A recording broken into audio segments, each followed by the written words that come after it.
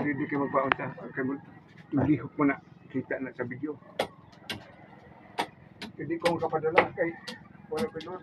Ito mga guys, dito tayo sa kubo, may fish cage, dagat. Ayan o. Ito ang bangka ni Angkil. Yan ang ginagamit ang transport. Ang father yan. Ayan si Angkil. Ito, gumawa siya ng pagkain ng kuwan.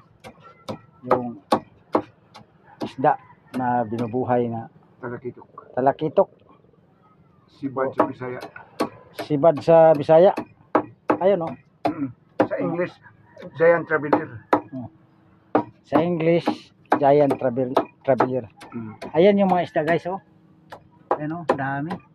Tingnan natin kung mapakain na kung paano ang kilo. Ayan. Yan, ipang tadtad na mga kuhan, isda rin. Pagkain yun. Pagkain nila. Ayaw man sila magkain ng pigs. Ayun. Ayun guys oh.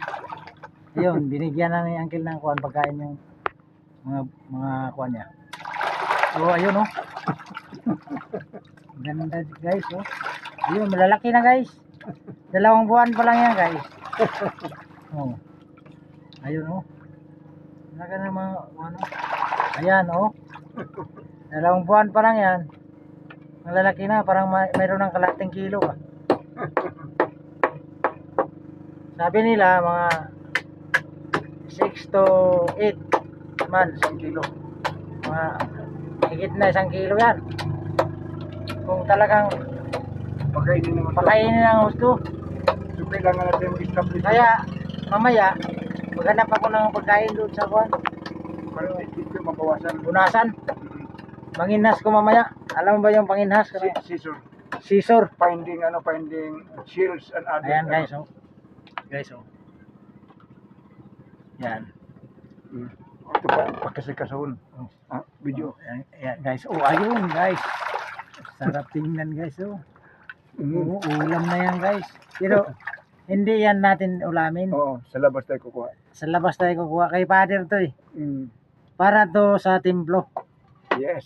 Para sa templo sa third temple. At least mayroon natin umpisahan. Oh. Umpisa pa lang yan guys. Ayun, sarap tingnan guys oh. Yan ang paghihirap na dinanas ni Uncle para lang kay father sa templo. Oh. Kaya dumamay ako sa kanya. Ito, pinuntahan ko siya dito. Iniwan ko yung pagdadriving ko ng taxi. Oo, para lang kay father. Para lang kay father din. Kasi nagawa man ni Uncle, gawin ko rin. Yan guys.